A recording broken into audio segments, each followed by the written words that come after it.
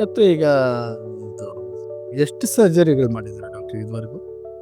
ಸುಮಾರಾಗಿ ಒಂದು 35ರಿಂದ ಒಂದು 40,000 OPD ಪೇಷಂಟ್ಸ್‌ನ ನೋಡಿರ್ಬೋದು. ಇದರಲ್ಲಿ ಒಂದು 8,000-10,000 ಸರ್ಜರೀಸ್ ಅಂತ ನಾವು ಮಾಡಿದ್ವಿ. ಓಕೆ. ಸೊ ಇದರಲ್ಲಿ ಜಾಯಿಂಟ್ ರಿಪ್ಲೇಸ್ಮೆಂಟ್ ಸರ್ಜರೀಸ್ ಇದೆ, ಹಿಪ್ ರಿಪ್ಲೇಸ್ಮೆಂಟು, ನೀ ರಿಪ್ಲೇಸ್ಮೆಂಟು, ಶೋಲ್ಡರ್ ರಿಪ್ಲೇಸ್ಮೆಂಟ್ ಸರ್ಜರೀಸ್ ಆಗಿರುತ್ತೆ. ಕೀ ಹೋಲ್ ಸರ್ಜರೀಸ್ ಅಂತ ಹೇಳ್ತೀವಿ, ಆರ್ಥ್ರೋಸ್ಕೋಪಿಕ್ ಪ್ರೊಸೀಜರ್ಸ್. ಇಲ್ಲಿ ನಾವು ಜಾಸ್ತಿಯಾಗಿ ಏನೂ ಓಪನ್ ಮಾಡಲ್ಲ, ಮಿನಿಮಲಿ ಇನ್ವೇಸಿವ್ ಅಂತ ಹೇಳ್ತೀವಿ. ಆ ಥರ ಸರ್ಜರೀಸ್ ಕೂಡ ಮಾಡಿದ್ದೀವಿ. ಇದು ಬಿಟ್ಟರೆ ಸ್ಪೈನ್ ಸರ್ಜರೀಸ್ ಮಾಡ್ತೀವಿ, ಟ್ರಾಮಾ ಕೇಸಸ್ ಹ್ಯಾಂಡಲ್ ಮಾಡ್ತಿರ್ತೀವಿ, ಲಿಗಮೆಂಟ್ ಇಂಜರೀಸು ಇವತ್ತನ್ನು ನಾವು ಕೂಡ ಹ್ಯಾಂಡಲ್ ಮಾಡ್ತಿದ್ವಿ.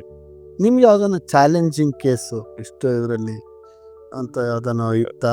As such surgery it self is a challenging thing. ಪ್ರತಿಯೊಂದು ಸರ್ಜರಿ ಕೂಡ ಡಿಫ್ರೆಂಟ್ ಆಗಿ ನಾವು ನೋಡಬೇಕಾಗುತ್ತೆ. ಒಂದು ಸಿಂಪಲ್ ಆಗಿದೆ, ಒಂದು ಮೇಜರ್ ಆಗಿದೆ, ಈ ರೀತಿ ಯಾವುದೂ ಇರೋದಿಲ್ಲ. ಬಟ್ ನನ್ನ ನೆನಪಿಗೆ ಬರೋಂಗೆ ಒಂದು 34-35 ವರ್ಷದ ಒಬ್ಬ ಯುವಕ ರೋಡಲ್ಲಿ ಆಕ್ಸಿಡೆಂಟ್ ಆಗಿ, ನೀವು ಊಹೆ ಮಾಡೋಕ್ಕೂ ಸಾಧ್ಯ ಇಲ್ಲ, ದೇಹದಲ್ಲಿರೋಂಥ ಎಲ್ಲ 4 ಮೇಜರ್ ದೊಡ್ಡ ಮೂಳೆಗಳಂತ ಏನು ಹೇಳ್ತೀವಿ, ಕಾಲಲ್ಲಿ ಟಿಬಿಯಾಸ್ ಅಂತ ಹೇಳ್ತೀವಿ, ತೊಡೆಯಲ್ಲಿ ಫೀಮರು ಹಾಗೂ ಕೈಯಲ್ಲಿರುವಂಥ ಒಂದು 6 ಫ್ರ್ಯಾಕ್ಚರ್ಸ್ ಈ ಪೇಷಂಟಿಗೆ ಆಗಿತ್ತು. ಸೊ ಮನೆಯವರೆಲ್ಲ ಇನ್ನೇನು ಬದುಕೋದಿಲ್ಲ ಅನ್ನೋ ಯೋಚನೆಯಲ್ಲಿ ಇದ್ದಾಗ ನಾವು ಅವ್ರಿಗೆ ಅಶ್ಯೂರೆನ್ಸ್ ಕೊಟ್ಟು ಸರ್ಜರಿ ಮಾಡಿ ಆ ಪೇಷಂಟ್ ತುಂಬ ಚೆನ್ನಾಗಿ ರಿಕವರ್ ಆಗಿ ಒಂದು 3 ತಿಂಗಳು ಬಿಟ್ಟು ಅವನು ನಡ್ಕೊಂಡು ನಮ್ಮ OPD ಒಳಗಡೆ ಬಂದು ನಮ್ಮನ್ನ ಭೇಟಿಯಾದಾಗ ಅದು ಕೊಡುವಂಥ satisfaction it's a different level. So ಯಾವುದೇ ರೀತಿ ಕಾಂಪ್ಲೆಕ್ಸ್ ಇದೆ ಅಂತ ನಾವು ಹಿಂಜರಿಯುವಂಥ ಇದು ಇಲ್ಲ. So we have to attempt ಮಾಡಿ you can get achieve good results. Okay, very nice.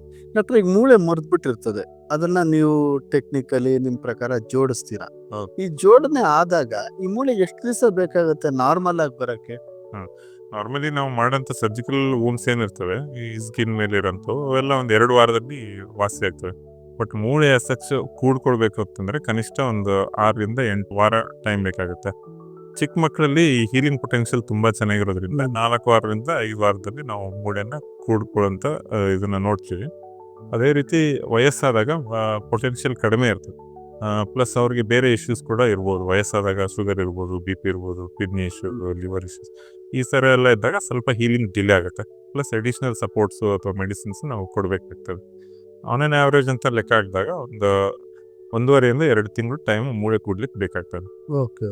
But fracture fix ಮಾಡಿದ ತಕ್ಷಣ ಒಂದು 2 ತಿಂಗಳವರೆಗೂ ಅವ್ರು ಬೆಡ್ ರಿಡನ್ ಇರ್ತಾರೆ ಅಥವಾ ಮೂಮೆಂಟ್ಸೇ ಮಾಡಬಾರ್ದು, ಆ ಥರ ಏನಿಲ್ಲ ಈಗ. So that is a wrong notion. So ಮುಂಚೆ ಎಲ್ಲ ಈಗ ನಾವು ಫ್ರ್ಯಾಕ್ಚರ್ ಆಗಿದೆ, ಮೂಮೆಂಟ್ಸೇ ಮಾಡಬಾರ್ದು, ರೆಸ್ಟಲ್ಲೇ ಇರಬೇಕು, ಬೆಡ್ ರೆಸ್ಟ್ ಇರಬೇಕು, ಈ ರೀತಿ ಎಲ್ಲ ಏನಿಲ್ಲ ಈಗ. So the aim of surgery is to mobilise the patient.